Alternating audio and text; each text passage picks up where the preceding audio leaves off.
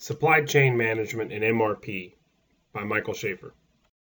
An overview of what we'll discuss today is MRP2 and what it is, the master data and inputs into the system, what production planning and material planning will look like, and a day in the life of an ERP planner. MRP2 stands for Manufacturing Resource Planning. It is the evolved version of an early system which planned the material requirements needed for supply chain, which was known as MRP. That stood for Material Requirements Planning. MRP2 has the ability to consider capacity, material requirements planning, and interactive planning cycles to allow for a total network plan. What are the inputs into MRP2? As we've already discussed in class, these systems have a very long setup period and require rigorous master data systems. The inputs can be independent requirements such as customer sales forecast or orders, a bill of materials for all of your finished products, the dependent requirements that are needed to make those products, as well as the intermediate materials that may be compiled before you make the finished product. It could also be known as a need to supply your distribution network. You'll contain your cost data here so that finance is in the loop of everything we're doing. You'll also maintain intervals of available capacity so that you can adequately manage your capacity in your supply chain network. It'll manage your inventory levels, your production rates, and other various planning parameters, which we'll discuss next. Some of these will include lot size keys, which is how often you want the system to plan your product so that it doesn't plan items every day that are difficult to make and you need to make once a week. And those that you want to make every day, it will only plan them once a week. So you have the ability to set what that timing would be. Your minimum order quantity that says I have to make at least this amount to make it worth your while to produce those items. Your safety stock settings are also known as your reorder point, which is it can either be your days forward coverage or a set inventory level so that the system knows when to plan production again. You also have the ability to restrict the system so that it only plans in certain periods. It'll allow this is known as your firm zone, which allows the system to not touch that area so that you can keep stability with your suppliers as well as your production facility. Here's some snapshots, and we're using real company data at P&G, so I've blocked out some of our pertinent information. But you can see here the plant is given a plant code so that SAP recognizes it. It's the Mahoopany plant, which is outside of Scranton, Pennsylvania. The firm zone for this code, which is also known as the planning time fence, is 11 days. So the system can't do anything inside that 11 days other than give me an exception message, which we'll discuss later. The lot size key is a 3-day quota, which says I'll make this code every 3 days, and the minimum order quantity is 148 pallets. To the right, you'll see the screen where we maintain our stock levels. Here we've decided to use safety time, and we've set 3 days as the adequate safety. We could choose to go with a safety stock level, which would be, for example, don't let me fall below 500 pallets. Here's where we maintain the intervals of available capacity. This is another resource at that same Mahoopany plant, but you can see on August 6th of 2013, this line was down from 10 a.m. to noon for routine maintenance. We also maintain our recipe rates, which states on that production resource, how fast can I run certain production SKUs and how many machine hours as well as labor hours it'll take to do so. So for this specific brand code, we can make 40,190 cases. So how does MRP work? First, it determines if you need production based on your inventory levels. So it'll check the inventory and it'll compare it to the inventory target or safety settings that we discussed earlier. Once it determines a need to produce, it'll calculate the quantity and the timing needed. It'll pick your quantity based on your lot size key, your MOQ, and your rounding values. Next, it'll determine what date you need based on your production settings, be it safety stock or safety time. Next, it'll assign production allocation to the specific resources that you've predetermined are your best option to supply your category. Then it'll actually place that item on that production resource, or if you have a secondary resource, it may say I'm full and I need to move it to this resource instead. Now it'll schedule your production orders. It'll check the rate that I decided earlier from the recipe, and it'll determine with the quantity we've already chosen how long will it take and when do I need to start this production order. Next, it'll explode out your bill of materials using the quantity and the timing that we discussed above.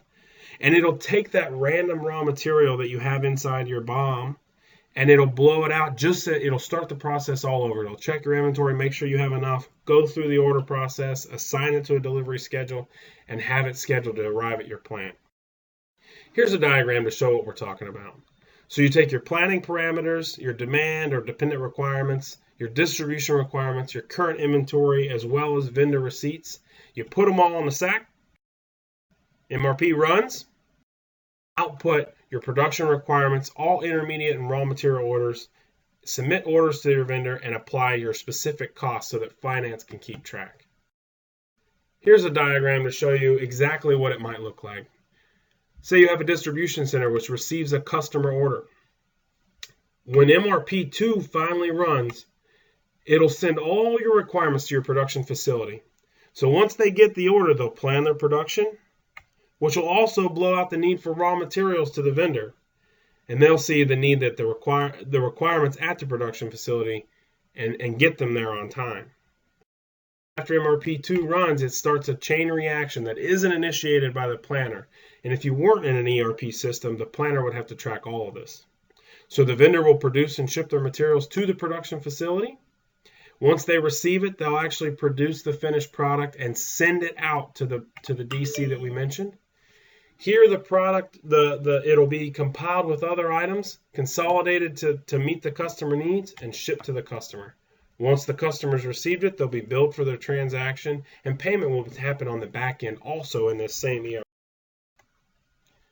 So what does a day in the life for an ERP planner look like? When you first arrive, you'll review your MRP summary. You'll note any exception messages where the system was not able to change the planned order for you. Now you'll go in and adjust your production schedule to meet the customer orders and forecast, and you'll allocate that production to specific production lines.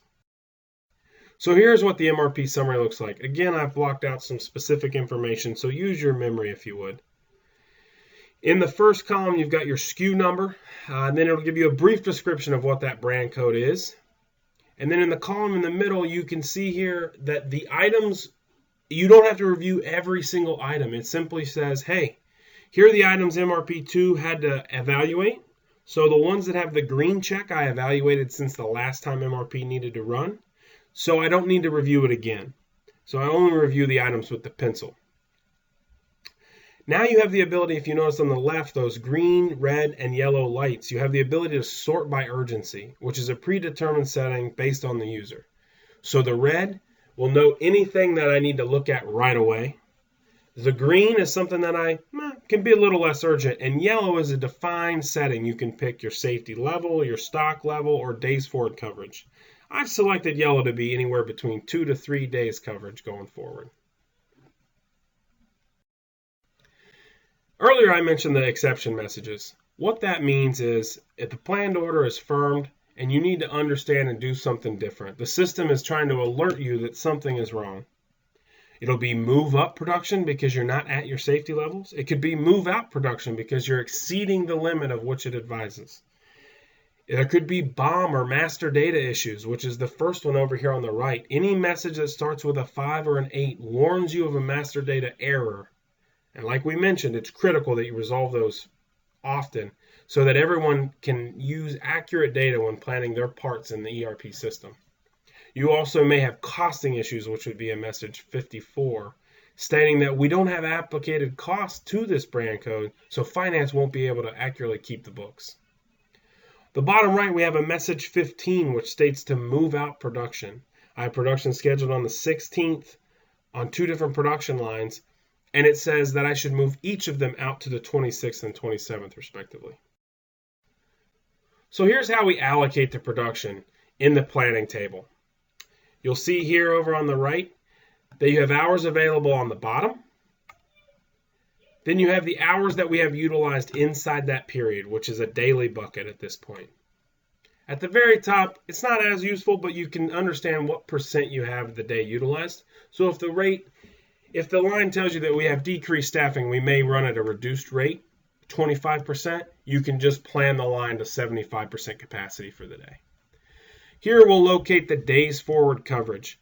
So on this brand code on the 8th, I'm producing it and I get up to 7 days forward coverage. The following day, I make another 800 pallets and I have 11 days coverage. So the allocated quantity is what's in that white box. And as you can see on this code, I'm making 10,900 cases on the 11th. But it doesn't even increase my days on hand until I make another 20,000 the following day. This is a fast shipper. Next, we need to review our raw materials. After we've posted our new production schedule, the requirements will update each raw material to show the needs and the days that we have them. So we can use that MRP summary again to review those raw materials to make sure that we don't need to contact the vendors and adjust any of our firm zones. So what's the frequency of the MRP2 run? At P&G, we have it run automatically every night at roughly 1 a.m. It takes less than 2 hours to complete a worldwide review for every single P&G production site, all of our distribution centers, and all of our contract manufacturers. That includes over 200,000 finished product SKUs, over 1 million raw materials, and over 50,000 different intermediate materials, which are comprised of various raw materials as well. It'll update all your raw material orders to the vendor at least once a day and notify them of your new orders. The planner is only responsible for a portion of the production network. And if you can imagine the review that the system does for you above and only kicks out roughly 100 messages a day, it drastically decreases your workload.